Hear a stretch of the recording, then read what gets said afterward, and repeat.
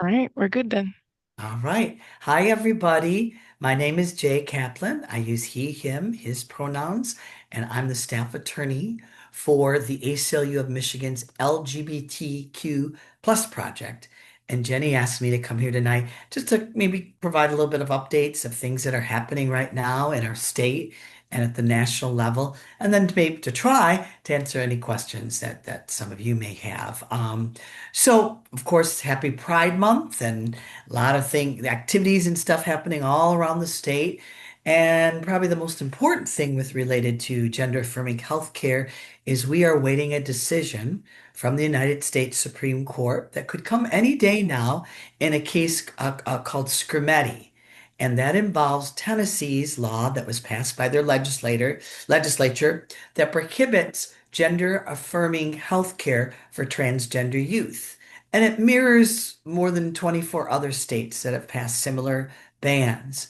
And it's important to note with regarding Tennessee's ban, which we see this also true with many of the other state bans, are that they do. So when we're talking about gender affirming healthcare, we're talking about hormone therapy, we're talking about puberty blockers, and in the majority of the states that already have these bans, they do permit hormone therapy for cisgender youth who might be experiencing delayed puberty. So we do have similarly situated groups of people that are being treated differently. It's very clear that the target, in terms of or the purpose behind this ban is to prevent transgender youth from being able to access gender affirming healthcare.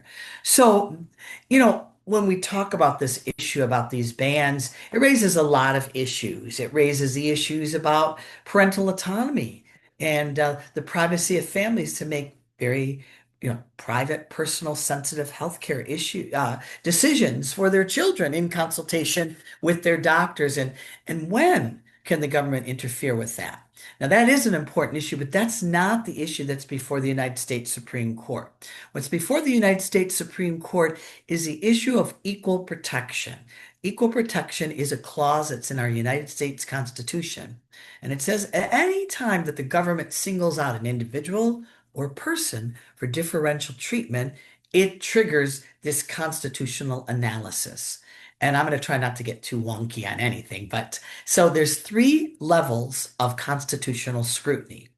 Uh, the if something is actually in our Constitution per se, like religion or race, then it gets the it's called the strict level of scrutiny. In other words, the court is most suspect of what the government is doing, and they have to have a compelling purpose to justify this type of policy. And it's very, very difficult for the government to meet that level of scrutiny. So usually cases involving race discrimination or religious discrimination, um, usually it's difficult. It's difficult for the government to justify. Many times those provisions get struck down.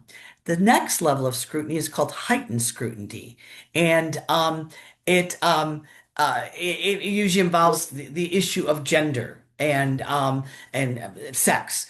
And what the government has to demonstrate there is that this is substantially related to an important governmental purpose. And it's a more searching scrutiny than the next level of scrutiny. It's a little bit less than strict scrutiny, but it's been used to challenge discrimination against women, policies that discriminate against women's access to health care. And then finally, the most deferential, kind of the lowest level, is where the court finds that a group of people are not considered to be a protected class. And so then the government just has to show it's rationally related to an important governmental purpose. And even if they believe what they believe is flawed reasoning, that it's rationally related, important, that it's an important governmental purpose, the court usually gives deference to that. So in the past, the United States Supreme Court, there was a case called Romer versus Evans, and that involved Colorado passed a law that said you could never pass civil rights protections for gay and lesbian people. The state and local governments could never do that. And that was a 1996 decision. And the Supreme Court struck that law down. They said, even though, it's not a protected class, rational basis, it's motivated by animus. The people behind this wanted to hurt gay and lesbian people. That's the reason why they passed that. So the issue before the United States Supreme Court with the Scrimeti case is, should transgender people who've been singled out for discrimination, transgender youth, should they be given heightened scrutiny? Should it be considered to be sex discrimination? Now, you would think that that would be so, based on the fact in 2020, the United States Supreme Court held in the case of Bostock versus Clayton County. This was an employment case, but they said when you fire an employee because they're LGBTQ, because of their sexual orientation, or because of their gender identity, you do so because of sex. Because they don't conform to society's notions about, okay, you were assigned male at birth, you should present as male. You should express yourself as male. You were assigned male at birth, you should be romantically or sexually attracted to a female. That's what the impetus towards that discrimination. So you would think this would be kind of a slam dunk case. They would clearly see this as sex discrimination. However, there are some justices on the court that have indicated they don't want to view transgender, in terms of this type of law that was passed as a form of sex discrimination. They might want to see, we're just looking at, transgender youth. We're looking out to protect them. We're discriminating, you could say maybe based on age, which also is not necessarily a protected class when it comes to minors. Um, and if they decide, and for many years, the Supreme Court has been reluctant to add new groups to this heightened scrutiny level. And so, if so there's a couple scenarios that could happen here. Probably in the best case scenario, the court majority would say, yes, this is sex discrimination, and we're going to apply this middle level of scrutiny, this heightened level of scrutiny, and we're going to find that the government doesn't show how it's substantially related to an important governmental purpose, because we know Tennessee, their justification for passing this was a lot of junk science, a lot of, discredited, and not, even not a lot, but some discredited studies, because there's not that many that, that question, the efficacy of this kind of treatment, hormone therapy, and opine that this is harmful. It just said that it sterilizes, hormone therapy sterilizes transgender kids, which of course is not true. And so under that, so we're talking the best scenario, the court says heightened scrutiny. No, this kind of thing is, you know, uh, you're going to have, so what they would do is they would send it back down to the lower federal court, and they'd said, you have to apply this heightened scrutiny and make a determination whether or not these kinds of laws are constitutional. And so it would probably go down to the lower court. And I think it would be very difficult for the state of Tennessee with their junk studies to meet that heightened level of scrutiny. It would also call into question what all these other states have been doing, whether or not they're going to survive a constitutional challenge. So that's our best scenario. Um, a not so great scenario is that the court would say, no, it's not heightened scrutiny. It's a lower form. It's just a rational basis, and we want the lower court to look at this and see whether it passes constitutional muster. And that could be very problematic because it's very deferential. Or another scenario, not a great scenario from the court, is they could just go ahead and do their own level of scrutiny, this rational basis scrutiny themselves, and they could say, you know what? States do have the authority to make decisions regarding transgender health care, and that laws like these are constitutional. Um, and what that would mean, it would mean that states could make these decisions, states could pass these bans. But what's really important here is we need to understand what this doesn't mean. Because I think in the event of one of these not so great scenarios is we'll see the media. It doesn't mean that providing gender affirming care for transgender youth is illegal. It doesn't mean that states that currently provide gender affirming care for transgender youth can no longer do so. We know in Michigan, gender affirming care is legal, and nothing that the Supreme Court is going to be deciding in Scrimeti changes that. However, if we do see a negative decision, well, let me go back.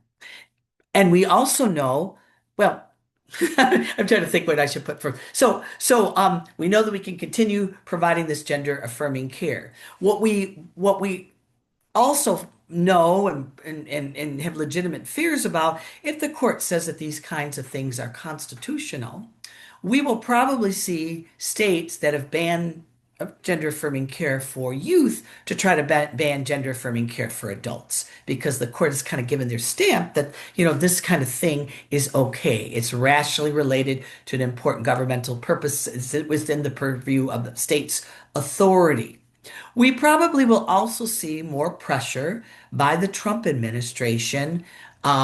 You probably, we talked about this before. They issued an executive order saying that any healthcare program that's offering gender affirming healthcare to transgender people younger than 19 years, they would lose all their federal funding.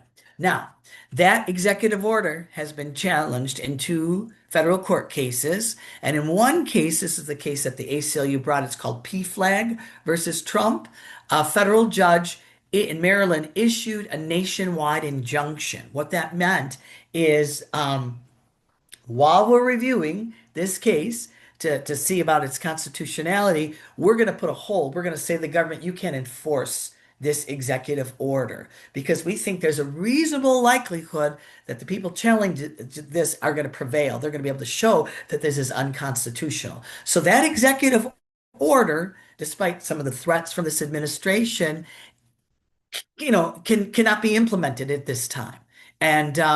And where that case is right now is so there's this nationwide injunction. You can't do this. You can't try, threaten to take away federal funding from any healthcare programs. And by the way, they would take away federal funding away from a healthcare program, even if that healthcare program is not using federal funds to offer gender affirming healthcare. So it's just the fact that you offer this in some context, you could lose all your federal funding. Nationwide injunction against this. So the Trump administration asked, they went to the Fourth Circuit Court of Appeals. That's the second highest level of the federal courts. And they asked that court to lift that nationwide injunction. But they also asked, would the alternative, they asked, would the court hold in abeyance this case? In other words, kind of stop, doing anything further on this case, awaiting the Scrimeti decision. And both sides agreed to that sort of thing. It doesn't mean if a bad decision from Scrimeti happens that the Fourth Circuit Court of Appeals is going to lift that injunction. It doesn't mean that this executive order itself is automatically constitutional, anything like that. But I think a decision that's not favorable, towards gender affirming healthcare, we're going to see a lot of politicians, a lot of people putting pressure on programs, including states like Michigan, to no longer provide for gender affirming healthcare. But a bad decision in Scrimeti does not lift this nationwide injunction. Now, the one thing we need to be concerned about in this PFLAG versus Trump case is that, let's say Scrimeti comes out, Fourth Circuit Court of Appeals will say, Fourth Circuit Court of Appeals says, okay, now we're looking at this case again. And the Trump administration says, okay, now lift this nationwide injunction while we're appealing this. And the Fourth Circuit says, no, we're not going to do that. Then the Trump administration could go to the United States Supreme Court and appeal the refusal to lift this injunction. And what we saw with the transgender military ban, there were enough justices on this Supreme Court who were willing to lift that ban so it actually went into effect. And I have no crystal ball. I don't know. I want to believe that some of these justices actually have a heart, actually have a moral conscience, but we've seen the makeup of this court. It's a 6-3 conservative majority. Several of these justices that have very, they'll never say so, but it's very clear that they have strong views against LGBTQ rights. And so that would be a terrible scenario, but we're not going to go there just yet. and we're gonna we're gonna figure out how we deal with those things. But so the way it works with the United States Supreme Court is that they, in the month of June, they start issuing cases on a Monday or a Thursday morning between 10 and 10:30. So they never announce ahead, this case decision's coming down to tomorrow. You have to kind of just stand by and see what cases are issued. So we could be waiting each Monday and Thursday morning all the way to the end of June. Sometimes they've even gone into the first week of July to see what happens. But we need to be prepared for that, and we need to know how to talk about this, and we need to respond to those who would say, okay, this means stop providing gender affirming care. And we have to make it absolutely clear that even in a bad decision, the court is not deciding that you cannot provide gender affirming care. They're just saying we're going to give the authority to the states to make that decision. Our state currently has made their decision. We are offering gender affirming care, and we need to call on our leaders to stand strong with that and to continue offering that. We need to remind all the healthcare programs in Michigan that offer gender affirming care to transgender youth that they have to comply with our state civil rights law, which prohibits discrimination on the basis of gender identity and gender expression. And if they were to continue providing hormone therapy to cisgender youth, they have to do the same for transgender youth. So I guess I kind of see our responsibility, our task is to try to retain calm, to try to explain these things very clearly, to make sure that the media gets it right, to make sure that the community gets it right, and to really look very closely at any attempts at disinformation. The other thing that I think it is so important, and this is just Jay on his soapbox, is, and I've been thinking so much about this lately, the opposition, this was a political strategy that they decided on several years ago. We lost on marriage equality, so let's attack the transgender community. Society in general thinks they don't know someone who's trans or they don't really understand what it means to be trans. So therefore, we can create a narrative, even if it's a false narrative about things, and we can use that to our political gain. And so we see, particularly with regards to gender affirming healthcare. Some of you know about in early May, the Trump administration came out with this report critical of transgender healthcare. Nobody even signed on as an author of that report. And a good reason, because it's junk science, it's discredited studies. And yet, it comes out of the media and, Trump administration warns of the hazards. I'm sure Fox News, used it as like a gold-plated, a blue label report about transgender healthcare. And there's an article in the Nation magazine, and I was going to try to. I do have a subscription to the Nation. I was trying to bring it up. There's something wrong. You keep after logging in, and I couldn't bring up the article, but it's really provides a very critical analysis of what's going on here. And the other thing, there was an article, several articles about how the media has taken this narrative from opponents of trans rights and kind of just not question it. And there was a study showing that Fox News, which of course does have a bias, in 2023 they presented more than 500 negative stories about transgender people. So people who are getting their news from Fox News, this is what they think they know about transgender people. And I don't know if any of you saw there was an op-ed piece in the Detroit News. It was on Friday. And it was so appalling. It was the associate editor for the Detroit News, and she was speaking out against transgender healthcare for youth. And she was talking about transgender youth going and getting surgeries and talking about the transgender youth who have surgeries more likely to attempt suicide. I mean, listen, editorials are for political viewpoints, and you certainly can have, a political viewpoint that might be at odds with what I might think, but at least provide truthful information. The irresponsibility of that, a major newspaper that people read, and to reference false information, outright lies as a basis for your position. I mean, To me, that's totally unacceptable. And man, I hope they get so many letters to the editor calling them out for what they did. You can say you support bans because you think, I don't know, more studies need to be done, or you just don't like the idea of kids, deciding something like that at that early age, but don't put lies in there to justify. And I have to say, so I was in Saugatuck at an event Thursday night, and these people were supporters of the ACLU and supporters of LGBTQ rights, including members of the community. And I had some conversations with some folks. We were talking about the transgender, gender affirming healthcare, and some people were, oh, that's trans youth. They don't get surgeries. They don't have surgery. They can't request surgery. So if even our allies don't necessarily have the correct information, and I've had the same conversation sometimes talking with allies with regards to transgender people playing sports, not understanding that, when you're talking about sports, you're also talking about chess. You're talking about darts. You're talking about golf. You're talking, many things. And I think for far too long, our friends and our allies, and I'm talking about elected political, they don't talk about it. They don't know how to talk about it. And I think it's up to us. And maybe some of you might have some ideas tonight. How do we try to bring back that narrative? How do we have a space where we can communicate factual and actual information and have the difficult conversation? Okay, you automatically assume that transgender girls have a competitive advantage in every single sport. Let's look at what the studies have shown. Let's have a conversation about that. Let's talk about how far that could go. Once you say the transgender girl, then are you going to a cisgender girl who might be a couple inches taller, who might have more muscles? Or, I mean, where does this end?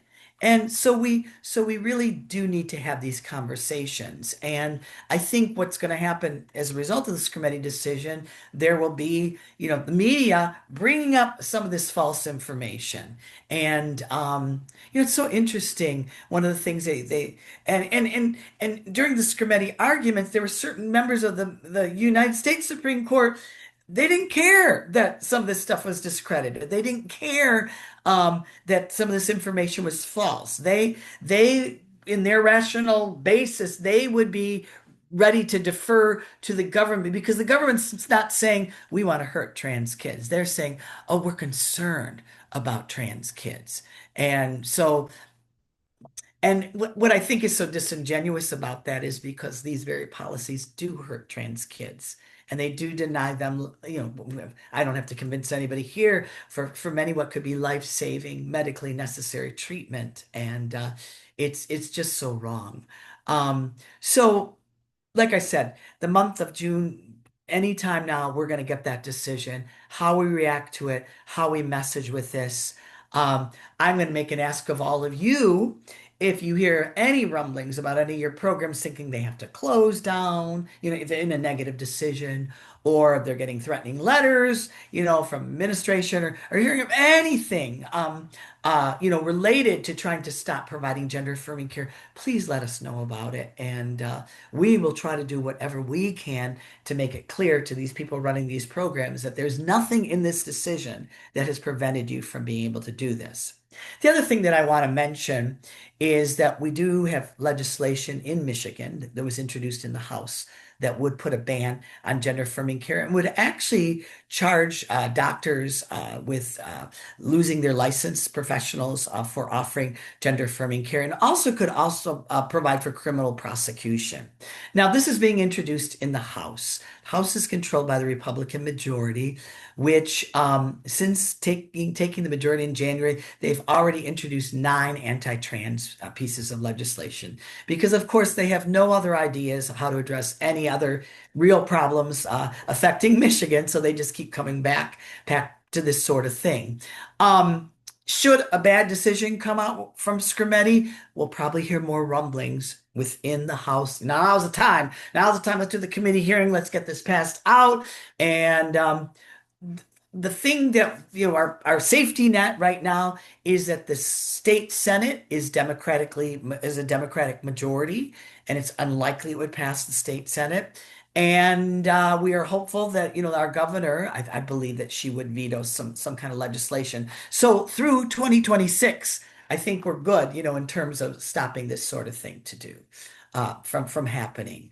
Um, but and I don't know. I just think what I would, this is not related to healthcare. I would just love to see more people coming out and asking these legislators, by the way, what's your plan for more affordable housing? What are you doing about lowering, the cost of prices in our state? How are you going to respond to the tariffs? Why are you spending so much time on this issue? Why do you continuously pick on transgender kids? And call them out. This is a distraction to your inability to really effectively serve as an elected legislator, and you're trying to cover that up. I would love someone to say that because I really do think this is what this is all about. The other side, they see this as a winning issue for them, and they see this as a way to either to get political cover or to score political points. And that's the impetus behind this. And I think we need to call it out for what it is. Um, so that's my current update about this. Just one other thing I might add. We have heard some rumblings about some major health programs that uh, maybe they were going to discontinue gender affirming care for trans youth. But it's just been at the discussion level. I think some of you might know if somebody works for University of Michigan and their gender services clinic, it's they're not providing any like a top surgery for transgender youth, even though transgender youth usually it's about 17 years or older before 18 can get top surgery. They're just not approving any surgeries for transgender youth, I believe, until they reach age 19. That's kind of de facto happening right now to try to avoid in terms of the scope of this Trump executive order. So, all right, I'm going to stop talking. And Lauren, it looks like you have a question. Yeah, thanks for mentioning that really awful piece in the Detroit News. I was asked by Emmy Zanotti at Equality Michigan to write Hmm. an op-ed for the Detroit Free Press. So I've got my first draft, and it's Oh, really like kind of saying all the things that you just mentioned. So I'm reassured that I'm not on the wrong direction, but I don't know if Jenny could maybe connect us with email directly because I would love to sure, have your sure. thoughts on just to make sure my messaging is Yep. as Thank, effective as thank, thank you possible. so much for doing that. And Mhm. I would love to see, and that's great, and put in the free press and let's disseminate this and let Mhm. people see this. And I would love to see people write letters to the editor of the Detroit News and Yeah, really criticizing what happened here. But yeah, I would love to talk with you, Lauren, and can connect about that. Thank awesome. you. Thanks. I think Jenny can probably do that for us. Great. It's done. Any questions, comments about anything or any issues that have come up? I guess I might like just ask a separate question. The case about challenging the Affordable Care Act in terms of PrEP coverage, I know was one that was big in the news at a conference I was recently at.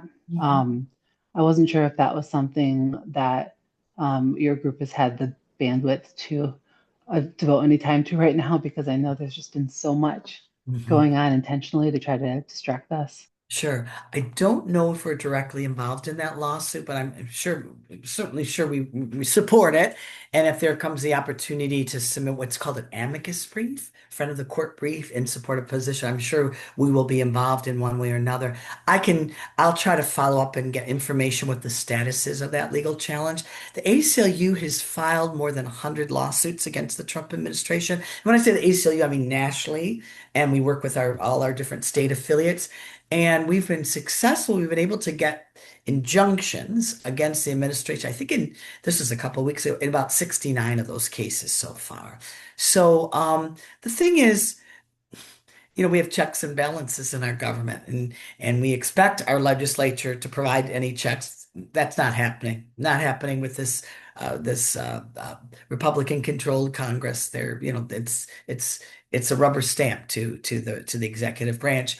But we what we are seeing is that many of the courts are putting that check, trying to at least slow down the brakes on some of these things. But the problem, though, about legal action or the challenges about that is lawsuits they're slow. They take a long time, and these judges that are issuing decisions, they want to be very careful. They want to dot their I's and cross their T's because they know about the appeals. And the thing we also have to keep in mind is that ultimately, many of these cases could end up in the United States Supreme Court. And I just got to say it again. You have a 6-3 conservative majority on that court. And 1/3 of those justices were appointed by President Trump in his first administration. You at least have two justices, Alito and Thomas, that clearly have an anti-LGBTQ record. On these issues. And yeah, it's scary to know that ultimately they're going to make the authority. And I guess what I'm trying to say is we have a very politicized United States Supreme Court, despite some of their protestations to the contrary. And we do know that, like in the case of Dobbs, when they overturn Roe v. Wade, if the court wants to reach a decision, regardless of what legal precedent says, regardless what other courts have said, they will find a way to do so. And they did there. Hmm. And I imagine, based on some ideology, they might do the same thing. Um, Yeah. one of the thing I'm just back to Scrimeti, that's so important. I wanted to mention is Chase Strangio argued that case before the United States Supreme Court. He works with the National ACLU. He was the first openly transgender attorney ever to appear before the United States Supreme Court. And he did an absolutely brilliant job, thoughtful. And I'd like to tell you that doing an absolutely brilliant job, thoughtful, answering all the questions, not being tripped up by anything, means slam dunk with this United States Supreme Court. But Hmm. unfortunately, I can't tell you that. Yeah. That's the way things should work. But we're in a different time now. And I guess maybe I didn't phrase my question right. So the Kennedy versus Braidwood case that was already heard before the Supreme Court. So that's coming out. That decision's coming out this June as well. And that's about prep. So that's challenging the Affordable Care Act for USPSTF A and B recommendations that requires the Affordable Care Act to cover all preventative care Mm, medications or preventative care guidance like mm, that are from those high grade recommendations. And since PrEP is one of them, that was the one that was sure, challenged. sure. And kind of assuming that the court might rule in its conservative favor, I guess. This one has kind of I think, snuck through people's radar because of all the other ones. Yeah, yeah, And I guess our our biggest concern is how we can, I guess, best support patients in terms of making sure that when this comes out, like you said, people can still prescribe PrEP, hmm but the messaging is going to be very murky because I think they're going to say, oh, you can't get PrEP anymore. But no, it just means that your insurance doesn't have to pay for it anymore. I think there's going to be a lot of misinformation Sure, sure. when they come down with the Kennedy v. Braidwood Mhm. decision. So I think like trying to be proactive on our messaging for that too Sure. um, So, would be Lauren, let me helpful. ask. So, Lauren, the case was argued already before the Supreme Yeah, it Court was argued in April. in April. Okay, so we can expect a decision also uh, Hmm. this month. Let me do a Yeah. little follow-up on that. I wasn't following it directly, but I'll try to get Hmm. some background intel and inside information and get back to you about that. Okay. Thanks. Thank you. Lauren and Jay, can you include me in that? Because we have a Sure. prep toolkit on our website that is highly active. People go to it from all over the world to download that Hmm. toolkit. And if there's information we need to change or update on that, I want to make sure we're doing that right Hmm. away. Right, right. It's kind of Okay, scary to thanks. think. It's kind of scary to think that we have some Secretary of Health and Human Services that Oh, God. wants to ignore science, wants to ignore medical research, comes out with reports with fake made up studies. I mean, you couldn't write this thing. Hmm. But No. ultimately, what's so dangerous is the danger to the health of other people. But forget about the Hmm. politics and stuff. Of course, it is all politically driven, but it's just wrong. I wish we would have learned our lesson when, excuse me, about John Money, when he was considered the expert on intersex individuals, but everything he did, it was proven it was false. And Mm, he destroyed so many kids' lives yeah, with yeah. his bogus tactics and his terrible ways, but yet we still cite his work. And sorry, we're just not learning. Well, no, we were destined to repeat the things, and the idea that that politicians can Yeah. second guess medical decisions and can override medical decisions. It's a very frightening thing. I want to ask some of these legislators, where's your medical degree? Where'd Mhm. you get your medical degree? Out of a Cracker Jack box or something? Because it's simply you don't have those qualifications. And, you know, it's not about actual concern about health outcomes or anything. It's about the politics. And I make it I when I talk to members of the LGBTQ community, the gay and lesbian community, I make it clear, you might feel like this has nothing to do with you because your life is focused on your sex. It has everything to do because it's a trajectory. And what these folks are Mhm. trying to do through things with regarding access to healthcare, they're trying to erase the existence of transgender people, the visibility of transgender people, their ability to live and to function as their authentic selves. And if they're permitted to do so, if the courts, permission or the public's permission or just their lack of interest or involvement, then we know there are other groups that are going to be coming next. And a lot of people ask me about marriage equality. Oh, sure, sure. If they're successful here, marriage equality is definitely going to be next on their block, on the block. So we have to be speaking out now, and we have to be aware and alert of what's going on.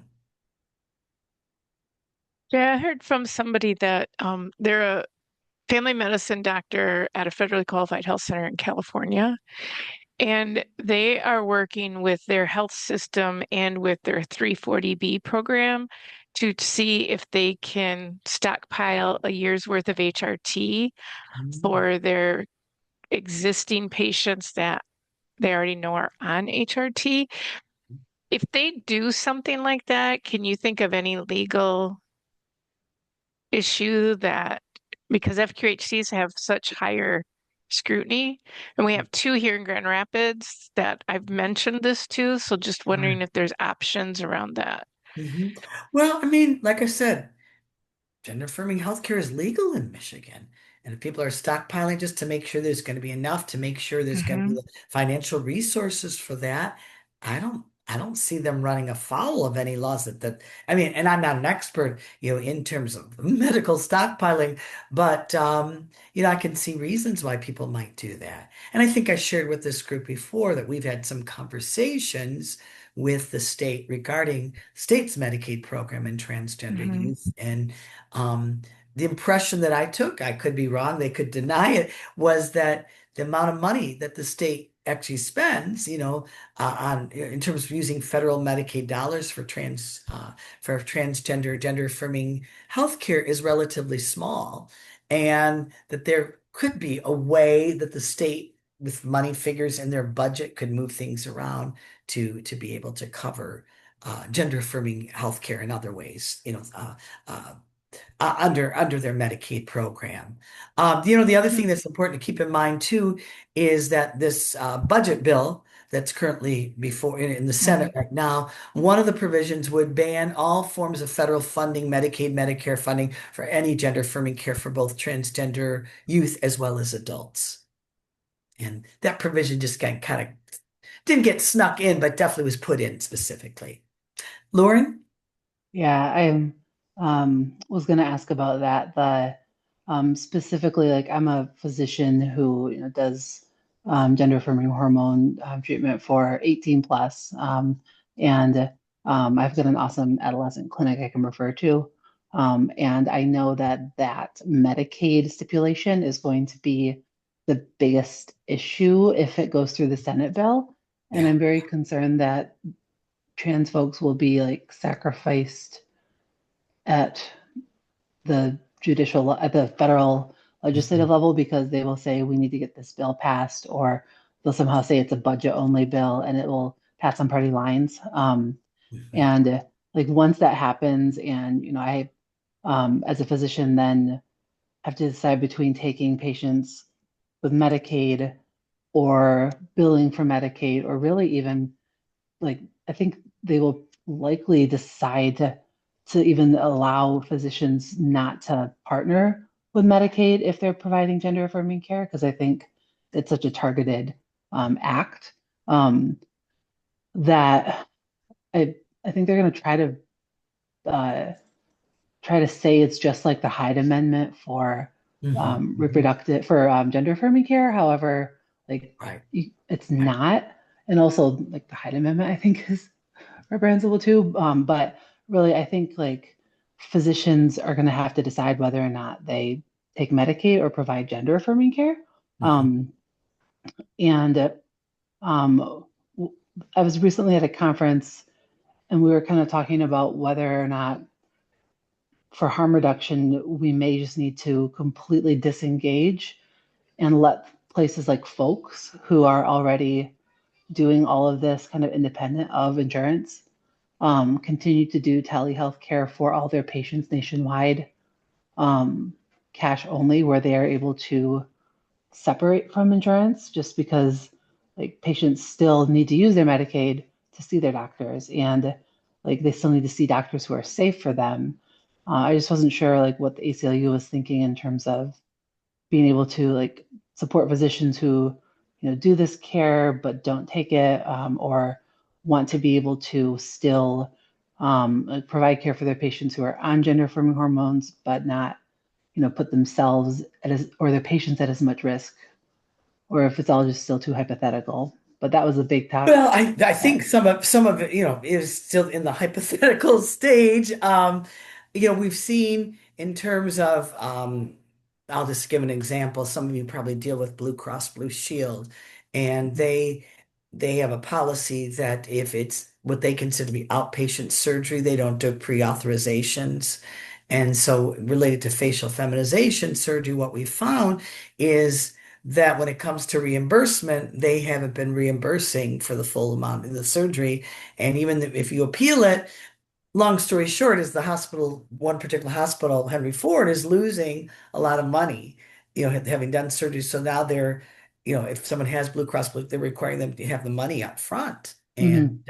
And so what happens is you leave out people who don't have the financial resources Hmm. to be able to access health care. Yeah. Um, I think if the Trump budget bill does become law, I think we'll definitely see some federal court challenges to that particular provision. I Hmm. do think banning uh, funding for transgender adults might be a tougher sell, because part of the argument that the opponents of gender affirming care try to make with regarding youth is they're too young, they don't know, they can't make these decisions. Here you're dealing with adults who do Hmm. know and have lived their life, and they're, legally they have the authority to make decisions like that. I realize, when we look at the abortion context, many times those are also adult, people making those choices too.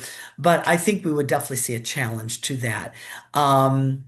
It shouldn't, but even that terrible budget bill, if it became law and the court upheld it, it would not be, wouldn't constitute a ban on gender affirming care, and it wouldn't prevent doctors in Michigan from continuing to offer that. But right, your sources of payment would be somewhat limited. The other thing is what we want to watch out for is we don't want to see private health insurance companies, because they hear about stuff related to Medicaid or starting to say we're no longer going to cover those, this kind of medical care either, because our state insurance regulatory arm has came out with a bulletin saying, when you target gender affirming care, health care, you are violating, our Civil Rights Act, and you're not allowed to do that sort of thing.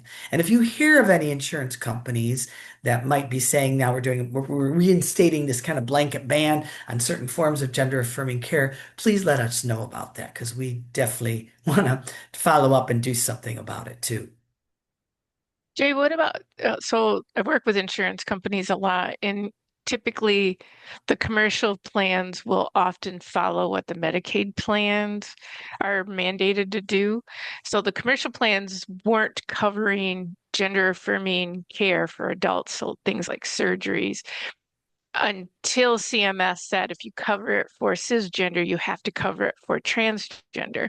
Now, people could always buy a rider to their policies. So if you have insurance through your employer and it's covered, back then it used to be the employer opted to buy this rider to go along. Then it just became part of the standard policy when CMS put that rule in place.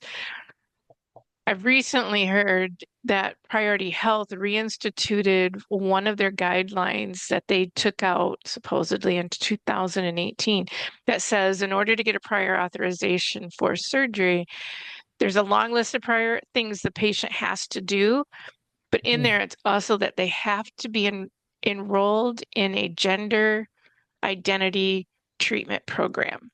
Mhm. And when I asked Priority Health about that, because I fought them on this in 2018 and they finally had to back down because they couldn't explain what it was.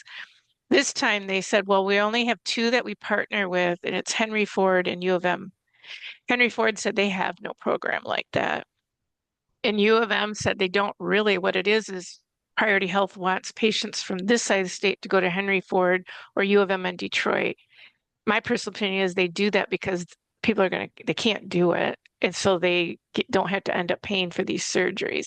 And so we're starting to see a little bit more increase in denials of prior auths because people can't meet those prior auth requirements. Yeah, I haven't heard about being in a gender affirming program, but I did see with regards to facial feminization surgery saying you have to first have undergone what they consider to be more primary type Yep. surgical procedure, like a vaginoplasty or an orchiectomy, which of course that's not part of the WPATH guidelines. And if you know, did have a patient, this happened to them, and we were all set to try to appeal and do something about it, but then within her smart on her part, she said she was able to get a new job and get new new insurance. It's not, but if you know of any of that requiring extra things, please let me know about it. We will follow up with them.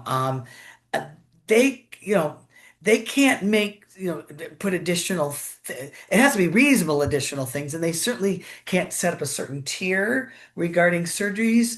Um, our Medicaid policy says that you have to, what's determined to be medically necessary has to be based on the WPATH guidelines and what the Endocrine Society says. You have to file, and you have to listen to what the patient's medical team is saying. You can't arbitrarily decide because. In particular, priority, we had a real difficult time with them. We would present all this stuff, and they'd say, "We don't care what your doctor says. We don't care what this study says. We've decided that this is not medically necessary." And they were kind of the impetus that we went back to the state and we said, "Look, this is great that you say you can't just, you can't deny medically necessary care, but they're saying things are not medically necessary that clearly are." So yeah, Jen, if you can let me know about any of that stuff. I have a long history with Priority Health, and I I find them incredibly frustrating. And Me too. yeah, yeah, but I'll send you the email then. that'd be terrific. Thank you, appreciate it. And Jenny, are those only for surgeries that are exclusively done on the east side of the state and not No, at Corwell's no. clinic, or no? So that They're includes like I the think it surgeries they do on the depends west side? on I think it depends on who gets it at priority and who's submitting it at Corwell, but it was a blanket policy that they have. I'll send it to you, Lauren. Okay, yeah, because I'm I very let Amy Happ know about it curious. too. Okay. I think, as we said before, I think we're going to see some private health insurance companies as a way just to make things more difficult. And if they can, as you mentioned, Jenny, if they can know that their clients or patients aren't going to be able to travel 2.5 hours to go to consultations and things like that, they're going to do those sort of things because, the Trump administration isn't going to give them any hassle about that sort of thing.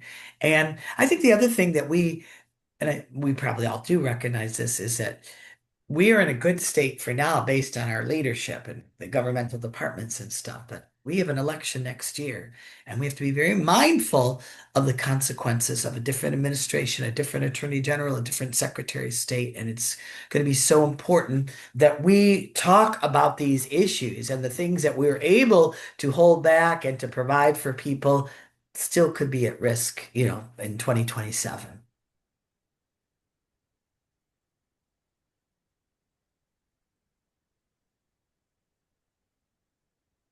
Other questions or things that people want to discuss? Obviously, this isn't going to be our last discussion.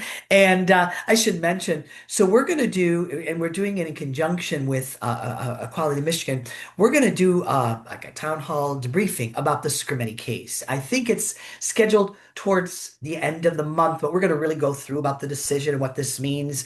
We're also going to have, Jenny, I'll make sure you get that, Okay. distributing talking points about the decision, what this means, what it doesn't mean, with messaging. And so, we're not just going to say, okay, the decision drops, do what you have to do. We're going to be there to, engage the community, to discuss, to clear up any, misinformation, disinformation about it, and to try to continue things holding as they are, in terms of people being able to access their health care. I've had a few patients that are concerned about having the diagnosis on their medical record, and not even just related to like transgender care, but even like with some of the recent statements, like for just having autism on there as a diagnosis on their chart. Is that something that, like, how do I make sure they get the care they need, and without having to go through hoops where it's like, oh well, you were just diagnosed with this, so we're not gonna cover some of the care, we're not gonna do some of that, but also respect the patient's desire to make sure that this does not show up in their medical record if they're worried about retaliation or things going down the line. Right. Well, the bottom line is, a diagnosis of autism, a diagnosis of gender dysphoria is protected under our state persons with disabilities civil rights law, and it's also protected under the ADA. And can't guarantee that nobody will not try to just, that people won't discriminate and won't try to discriminate or won't, try to deny coverage, but it's illegal. And medical care for both those diagnosed conditions is legal in the state of Michigan. And if you need the diagnosis in order to access the care, it's important to have that in your medical records. You know, when you think of it, what these executive orders are not only promoting the discrimination, but they're creating obviously fear in people that they can't, they can't have honest information about what their medical care. And what does that say? What does that say about our country? What does that say about our system of the way we are in a democracy? It's just totally wrong. So I don't anticipate having the diagnosis of gender dysphoria or having a diagnosis of autism that could legally result in people being denied medical care. And I think any effort to try to do something like that would be dealt with, in terms of court and litigation. I've heard talked about people, can we change codes and stuff, and to try to get around, if I guess people can try to do that sort of thing if they're able to access the healthcare. We've even heard rumblings out of some people in the Trump administration. Well, if you just say it's depression and you don't say it's gender dysphoria, then maybe you could be able to. But the bottom line is people should be able to get the medical care for the conditions they're diagnosed with. Well, I agree. Thank you. Sure. Thank you, Derek. Anything else? Jay, I saw part of that big, awful bill when they were talking about the services that they were going to ban being covered by Medicaid. It was like 3 pages long of CPT codes, which is how physicians document and bill. And as I was reading them, I'd say 75 to 80% of them are also attached to a cisgender heterosexual person. So something like a mastectomy was on that list that couldn't be covered. And I think what they were trying to do is capture everything that they thought of as gender affirming care without thinking that everything as gender affirming care, cisgender heterosexual people have also for very different reasons. Right, right. But if they ban that, I mean, there was 3 pages of codes that I kept going, holy crap, this is everybody and his brother is going to get hit by this. Right. Is if if that all gets passed the way it is written currently, how do health systems know what they can and can't do? Because my experience working at Corewell, that long list of a thing, that eliminates a ton of what their providers do. Sure, sure. Well, I think it's reflective that this bill wasn't very well thought out. It was put together Mm, sloppy, and that you saw all these people in the oh, I didn't read it. I didn't know what it said in there. I mean, come on, you're voting on a thousand mhm, page bill, and okay, I realize it's a lot of pages. What are you doing voting on it? What are you doing only spending, mhm. a couple minutes? This just shows the irresponsibility, and all I can say, Jenny, is people need to point that out.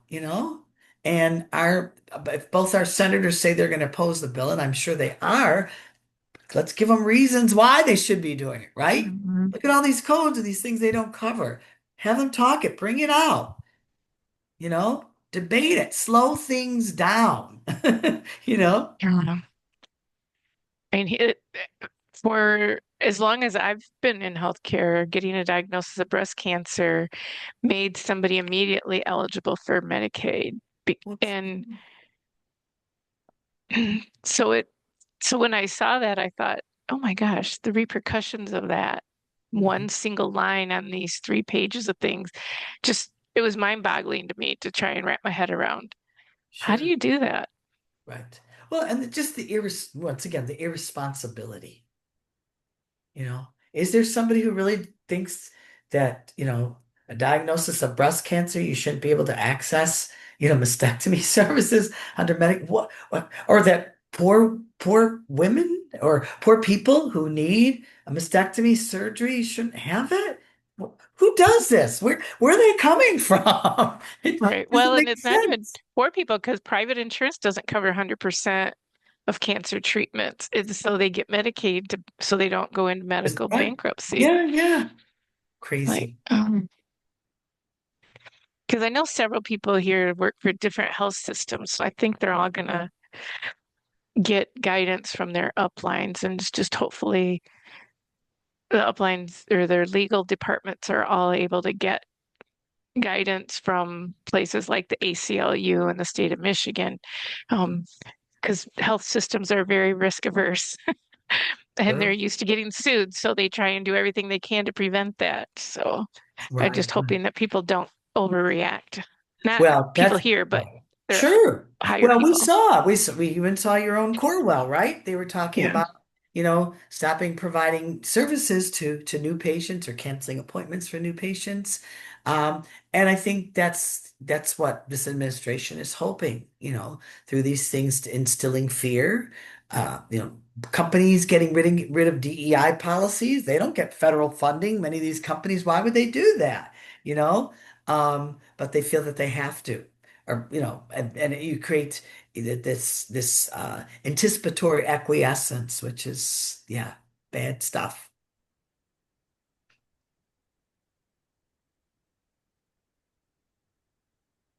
Does Okay. anyone have any other questions they'd like to ask Jay before we wrap up? Well, I appreciate All this right. time. And this certainly, like we said before, this is not the last time. Stay tuned for information about this town hall meeting we're going to have about the Scrimeti case. I will get Jenny, the talking points and stuff when the decision comes down.